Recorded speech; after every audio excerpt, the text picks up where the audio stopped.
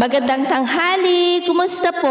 Narito po ulit ang update natin para sa lagay ng ating panahon ngayong tanghali po ng September 9, 2023 na kung saan sa ngayon ay patuloy pa rin ang pag-ihip ng habagat sa kanlurang bahagi po ng ating bansa at may mga shallow circulation po na nabuo na unti-unti na naman po yan na magpapalakas ng habagat hanggang po sa susunod na linggo, pero posibleng huling paramdam na po yan ng habagat at unti-unti na po yan na mawawala dahil patungo na po tayo ng amihan season bago po matapos ang Setyembre. At sa atin naman pong long range forecast ay wala pa naman pong bagyo na nakikita na tatawid sa malaking bahagi po ng ating bansa hanggang sa susunod na 2 linggo. At sa lagay po ng ating panahon, ngayong tanghali ay generally fair weather po sa malaking bahagi ng ating bansa, maliban lamang sa tsansa ng maulap na kalangitan na may mga pulupulong pag-ulan sa ilang bahagi po ng Lanao Provinces, Bukidnon, ilang bahagi ng Davao Region,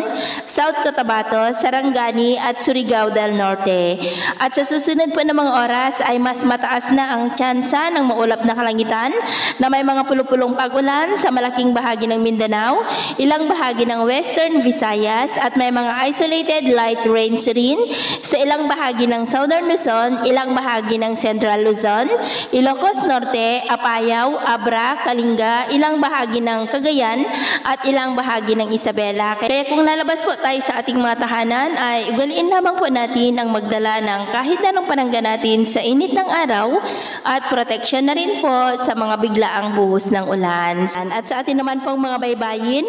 wala naman po tayong nakataas na anumang gale warning signals, pero iba yung pag-ingat lamang po kung papalaot tayo para mas makaiwas sa mga sakwanang pangkaragatan. So yun po ang latest update natin sa araw na ito. At ako po muli si James na nagsasabing sa kahit na pagsubok po na darating sa ating buhay, huwag na huwag po tayong mawawalan ng pag-asa. Thank you and God bless!